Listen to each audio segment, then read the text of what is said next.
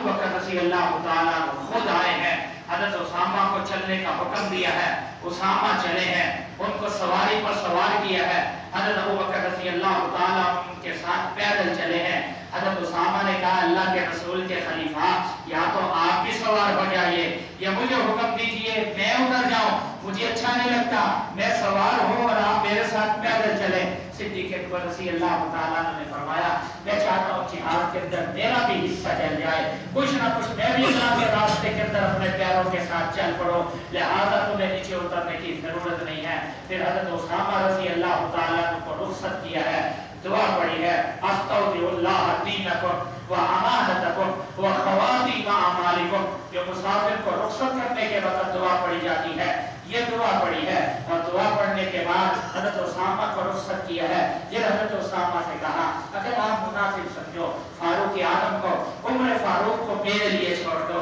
مجھے عمر فاروق کی ضرورت ہے، اگر آپ کی اجازت ہو۔ حضرت اسامہ نے کہا اگر میری طرف سے اجازت ہے آپ جس کو رکھنا چاہیں اس کو رکھ سکتے ہیں۔ فرمایا اگر آپ کی خوشی سے اجازت نہیں ہے میں آپ کو مجبور نہیں کروں گا۔ حضرت اسامہ نے اجازت دی ہے، فاروق اعظم کو اپنے ساتھ لے آئے ہیں، حضرت اسامہ رضی اللہ تعالیٰ کو روانہ کر دیا ہے۔ حضرت اسامہ 3000 کا لشکر لے کر روم گئے ہیں، اور اس کا بہت سے فائدے ہوئے ہیں اس لشکر کے جانے کے۔ ایک فائدہ یہ ہوا ہے جب حضرت اسامہ یہ لشکر لے کر گئے ہیں راستے کے اندر بہت سے قبیلے تھے جو ابھی تک مرتد نہیں ہوئے تھے لیکن اپنے امام کے بارے میں غور و فکر کر رہے تھے، تردد کا شکار تھے، سوچ رہے تھے کہ ہم مرتد ہو جائیں، دین اسلام کو چھوڑ دیں۔ لیکن جب حضرت اسامہ کا لشکر ان کے پاس سے گزرا انہوں نے دیکھا اتنا بڑا لشکر ہے، آپس میں کہنے لگے مسلمانوں کے پاس بہت بڑی طاقت اور قوت موجود ہے، اگر مدینہ کے اندر ان کے پاس طاقت اور قوت موجود نہ ہوتی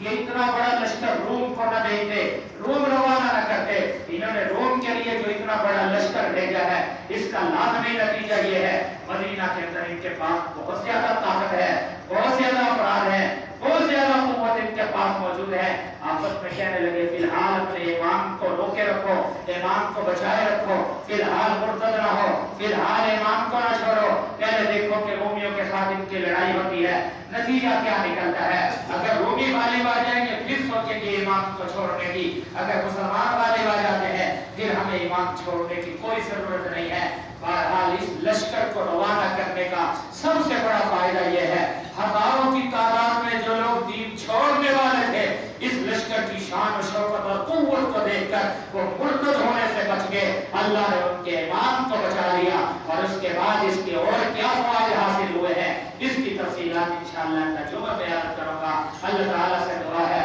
اللہ تعالیٰ ہمیں بھی نبی پاک علیہ السلام کی سچی